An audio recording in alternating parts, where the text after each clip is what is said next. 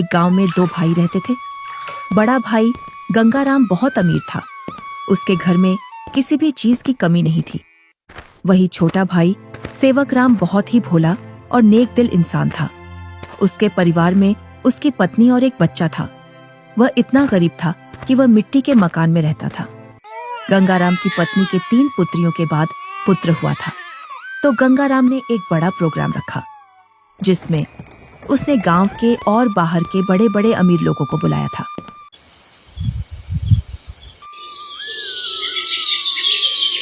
सुबह से ही गंगाराम के घर के चारों ओर चहल पहल थी। कहीं पकवान बन रहे थे, तो कहीं बच्चे खेल रहे थे और कहीं मेहमान आ रहे थे। गंगाराम के घर के चारों ओर खुशी का माहौल था।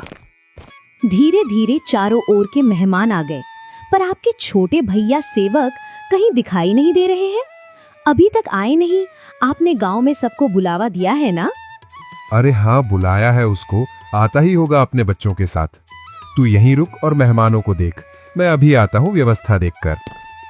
इतना कहकर गंगाराम घर से बाहर चला जाता है और गुनगुनाता है, मैं उसको अपने प्रोग्राम में क्यों बुलाऊं? वो कहाँ और मैं कहाँ? मेरे यहाँ एक से बढ़कर एक अमीर मेहमान आ रहे हैं। अगर किसी को पता चल गया कि मेरा भाई इतना गरीब है तो मेरी नाक कट जाएगी। कुछ गांव के लोग सेवकराम के घर के आगे से गंगाराम के प्रोग्राम में जा रहे थे और सेवकराम अपने घर से खेतों पर जाने की तैयारी कर रहा था। जैसे ही वह घर से बाहर निकलता है तो उसको कुछ गांव वाले मिल जाते हैं। अरे सेवकराम, तू अपने भाई के घर नहीं गया? तेरी भाभी के बहुत दिनों बाद लड़का हुआ है। इसी उपलक्ष्य में तेरे भाई ने बहुत बड़ा प्रोग्राम रखा है। तू तो चाचा बन गया है और तू यहाँ, जबकि तुझे तो अपने भाई के घर सबसे पहले पहुँचना था। सेवकराम ये सुनकर दंग रह जाता है। इस बारे में उसे कुछ भी पता नहीं था, पर वह गांव वालों के सामने ऐसे बोलता है जैसे उसे पहले से सब पता है। अरे हाँ भाई, मुझे भी जाना है। बस थोड़ा सा खेतों पर काम बचा है, उसको मैं पूरा करके आता हूँ। जल्दी काम पूरा करके आ भाई। सुना है भाई गंगाराम ने बहुत ही स्वादिष्ट पकवान बनवाए हैं और उसने खाने पर पूरे गांव को बुलाया है। हाँ, ये तो बड़ी ही अच्छी बात है। तुम लोग चलो, मैं आता हूँ। जैसे ही गांव वाले वहां से निकल जाते हैं तो सेवकराम का मुंह उतर जाता है। ये तो बहुत खुशी की बात है, पर इसके बारे में तो मुझे कुछ पता ही नहीं है। चलो, मेरे बड़े भाई के घर पुत्र रत्न तो आया और मैं फिर से चाचा बन गया, पर मुझे इस बारे में कुछ बताया भी नहीं। शायद काम काज ज्यादा है, इसी वजह से मुझे बताना भूल गया होगा, वरना ऐसा हो नहीं सकता कि मेरा भाई मुझे न बुलाए। अरे भाग्यवान, तुमने सुना? तुम्हारी जेठानी के लड़का हुआ है। कुछ गांव वाले इधर से गुजर कर जा रहे थे। क्यों ना अपन भी चलें बड़े भाई के यहाँ? सुना है बहुत ही अच्छे अच्छे पकवान बने हैं वहाँ पर।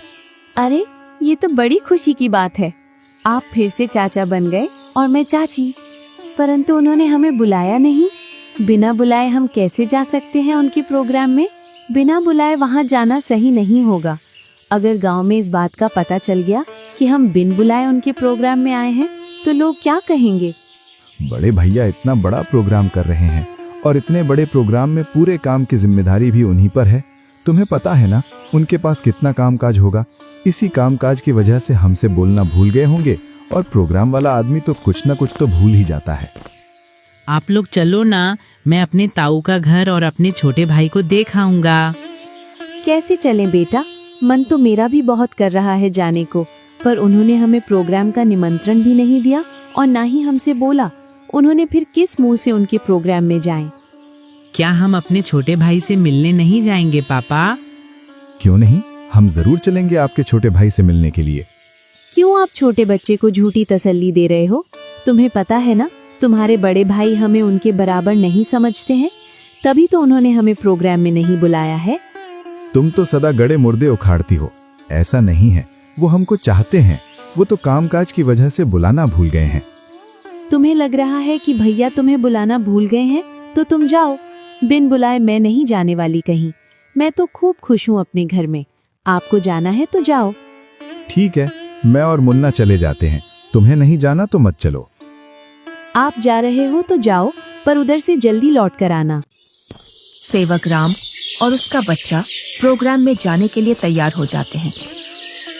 अब तुम प्रोग्राम में जा रहे हो तो बच्चे को देने के लिए कुछ तो ले जाना पड़ेगा। हाँ, बहुत देर से मैं भी यही सोच रहा था, बच्चे के लिए क्या ले जाऊं, और बाजार से ले जाने के लिए मेरे पास पैसे भी नहीं हैं। आप तो ये लकड़ी का झूला ले जाओ जो तुमने मुन्ना के लिए बनाया था। अब मुन्ना के कुछ काम का नहीं है। हाँ, यही ले जाता हूँ, इसमें बच्चा खूब आराम से सोएगा। सेवक राम उस झूले को उठाकर चल देता है और उसके साथ में उसका लड़का भी चल देता है।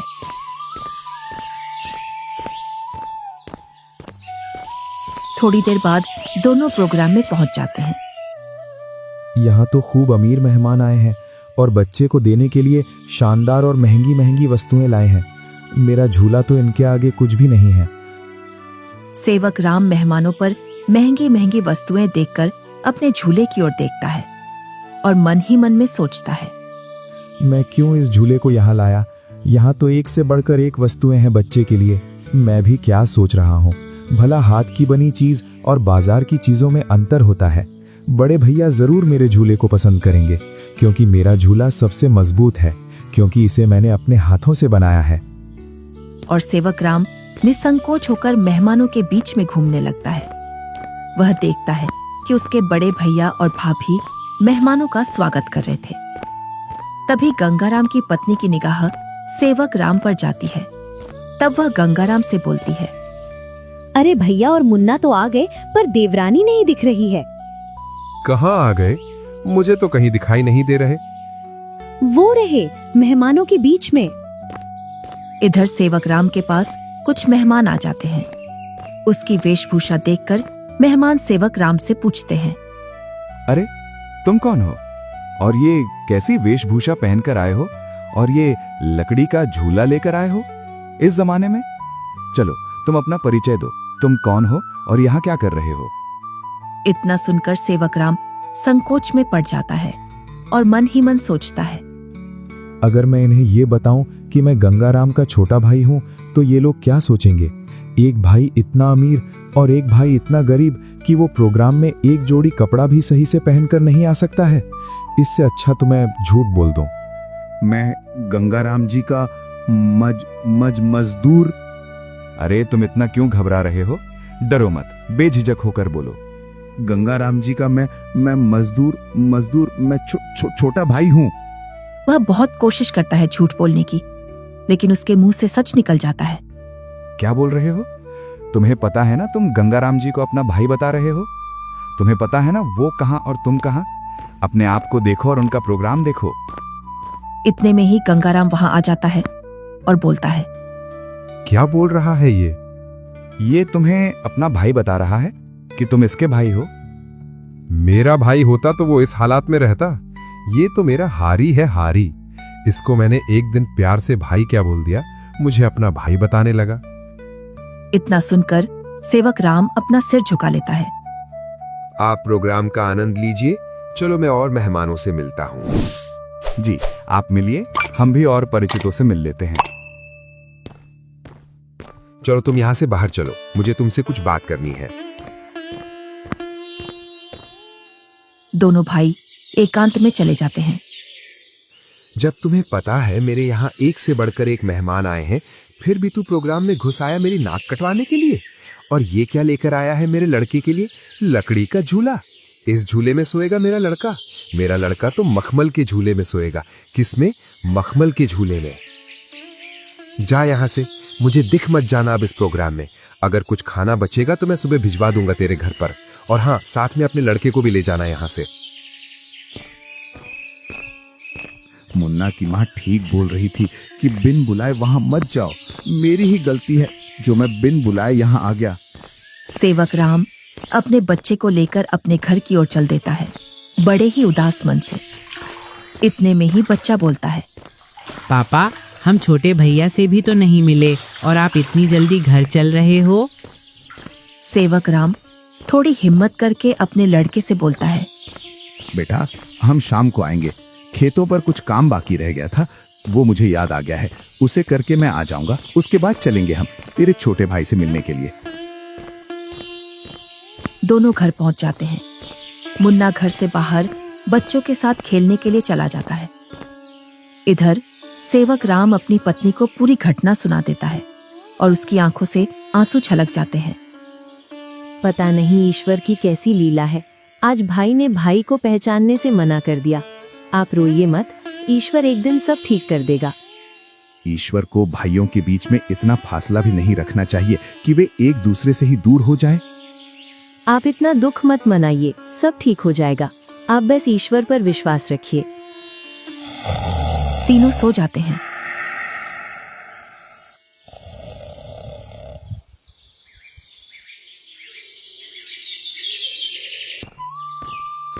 दूसरा दिन गंगाराम के दरवाजे को कोई बजाता है।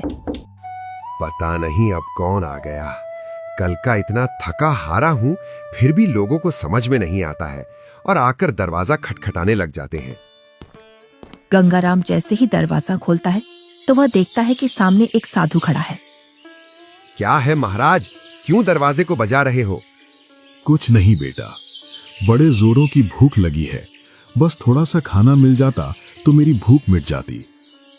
क्या खाना? यहाँ खाना मुफ्त में नहीं मिलता है और ऐसी दोपहर में तुम्हें कहां से खाना ला कर दूं?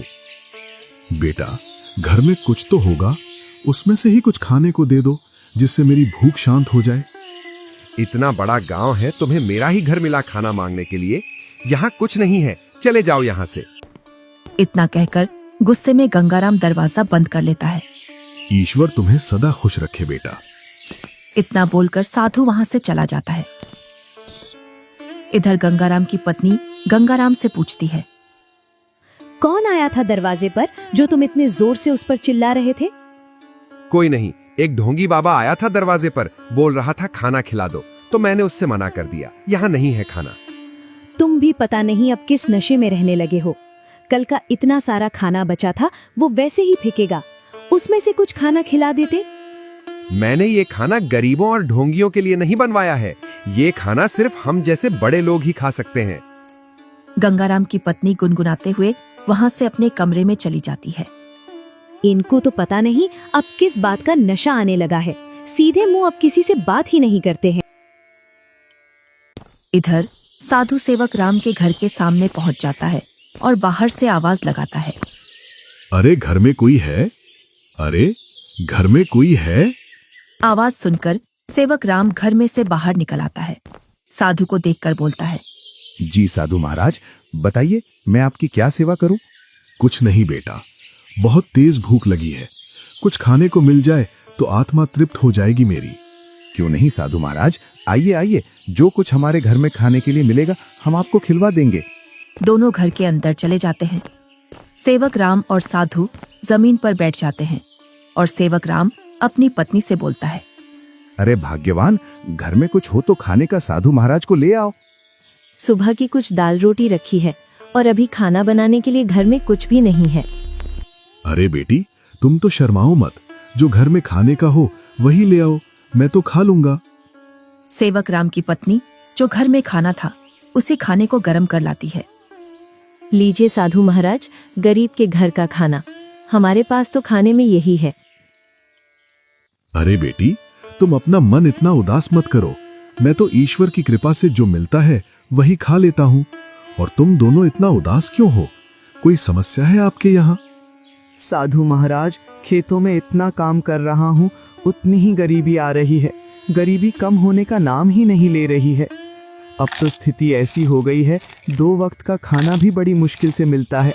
पता नहीं ईश्वर हमारी कौन सी परीक्षा ले रहा है। ये कोई बीमारी तो है नहीं जिसका मैं आपको सही उपचार बता दूं बेटा। बस ईश्वर पर विश्वास रखो, सब सही हो जाएगा।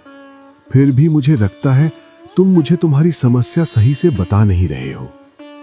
इतना सुनकर सेवक राम और सेवक राम की पत्नी साधु महाराज को पूरी बात बता देते हैं कि किस प्रकार गंगाराम ने उनके साथ भेदभाव किया। साधु खाना खा लेता है। पता नहीं आपको हमारे हाथ का खाना कैसा लगा, सही लगा या नहीं। बेटी, तुम अपना मन उदास मत करो। तुम तो अन्नपूर्णा हो और तुम्हारे हाथ का खाना बहुत ही स्वादिष्ट है। इतना सुनकर सेवक राम की पत्नी खुश हो जाती है। तुमने बेटा आज मेरी आत्मा तृप्त कर दी है। अगर तुम आज मुझे भोजन नहीं देते तो पता नहीं आज भूख की वजह से मेरा क्या होता। साधु अपने थैले में हाथ डालता है और उसमें से एक पोटली निकालता है। इसमें क्या है साधु महाराज? ये पोटली बेटा बीजों का भंडार है। तुम जिस भी फसल का बीज चाहोगे वो बीज इस पोटली में से निकलेगा, जिससे तुम्हारी फसल साधारण फसल से 10 गुना ज्यादा निकलेगी। ये तो महाराज आपकी असीम कृपा है। ये मेरी नहीं, ईश्वर की कृपा है बेटा। बस एक बात का ध्यान रखना, इस पोटली के बारे में कभी किसी को मत बताना, और इसमें से जो बीज निकले उन्हें बेचना नहीं। अगर तुमने ऐसा किया तो ये पोटली आपके किसी काम की नहीं रहेगी। जी साधु महाराज, मैं कभी ऐसा नहीं करूंगा। और साधु महाराज वहां से चले जाते हैं। साधु महाराज के पैर जैसे ही घर में पड़े तब से घर में शांति का अनुभव हो रहा है। हाँ भाग्यवान, अब ईश्वर की कृपा से सब ठीक हो जाएगा।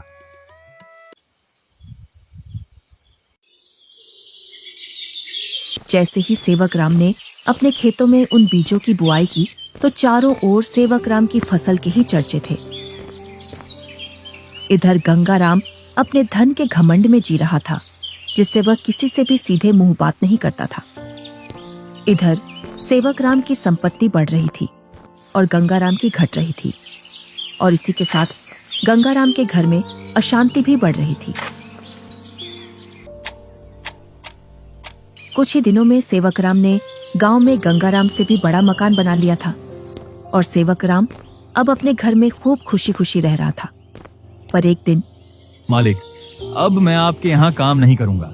अब मुझे दूसरे गांव में आपसे ज्यादा जमीन मिल रही है और इससे भी अच्छी उपजाऊ। क्या बोल रहे हो हरिया तुम? तुम्हें पता है मेरे पास कितनी जिम्मेदारियां हैं?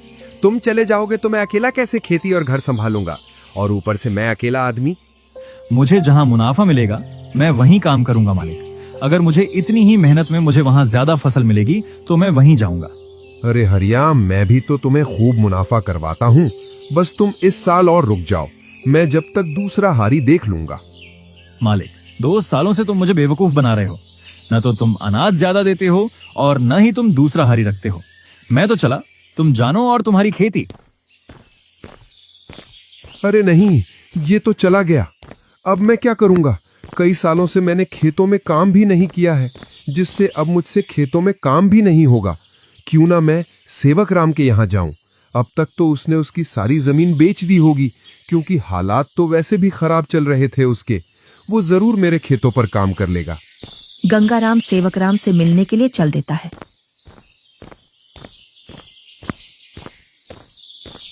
जैसे ही वह उसके घर के सामने पहुंचता है तो वह सेवक राम के घर को ढूंढने के लिए उस मोहल्ले में चारों ओर घूम जाता है। इधर ही थी उसकी झोपड़ी, पता नहीं किधर गई। बहुत देर से ढूंढ रहा हूं, मिल नहीं रही है। तभी वहां से एक गांव का व्यक्ति गुजर कर जा रहा था तो गंगाराम उस व्यक्ति से पूछता है, अरे भैया, सेवक राम की झोपड़ी थी यहाँ, वो कहाँ है? कितने दिनों बाद आ रहे हो भैया इधर? शादी के बाद अब आया हूँ इधर। इसीलिए तो तुम्हें वो झोपड़ी नहीं मिल रही है। अरे भैया, तुम जो सामने मकान देख रहे हो बहुमंजिला, यही घर है सेवक राम का। ये कैसे हो सकता है? 2 साल पहले तो ये गरीब हुआ करता था। हाँ भैया, 2 साल पहले गांव में सबसे गरीब व्यक्ति यही था। पता नहीं भैया, इसने खेतों में कौन सा खाद डाला है जिससे इसकी पैदावार सबसे ज्यादा निकलती है। घर बताने के लिए बहुत बहुत धन्यवाद।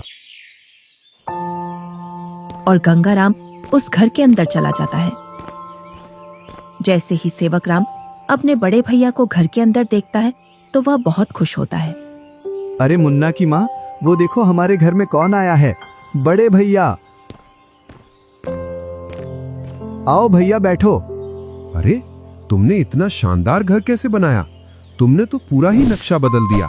बहुत ही शानदार घर बनाया है। कहीं तुमने चोरी चपाटी करके तो ये घर नहीं बनाया? नहीं भैया, मैंने कोई चोरी नहीं की है। ये तो मैंने अपनी मेहनत से बनाया है। ऐसी मेहनत तो तू पहले भी करता था, पर पहले तो तूने ऐसा मकान बनाया ही नहीं। भैया, आपसे क्या छुपाना, जब आपका प्रोग्राम था उसके एक दिन बाद हमारे घर पर एक साधु आया था। उसको हमने पेट भर खाना खिलाया था। आज उनके आशीर्वाद की वजह से ये सब है हमारे पास। इतना सुनकर गंगाराम का सिर घूम जाता है और उसकी आंखों तले सब सीन आ जाता है कि किस प्रकार उसने उस साधु को भगाया था।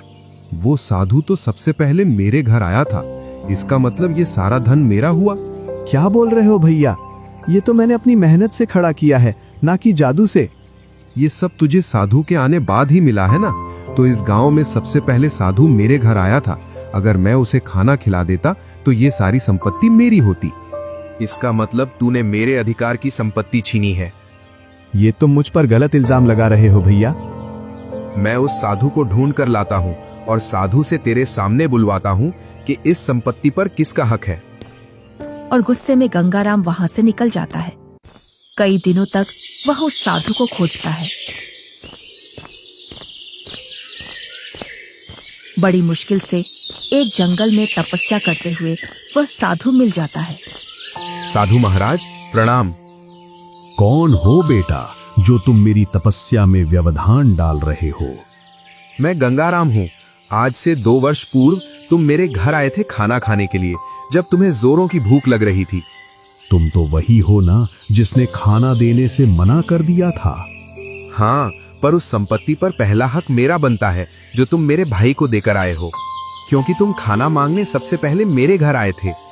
कौन सी संपत्ति? मैंने तो उसे सिर्फ आशीर्वाद दिया था, क्योंकि उसने बड़े ही सम्मान के साथ खाना खिलाया था, और वो धन तो उसकी मेहनत और ईमानदारी का फल है।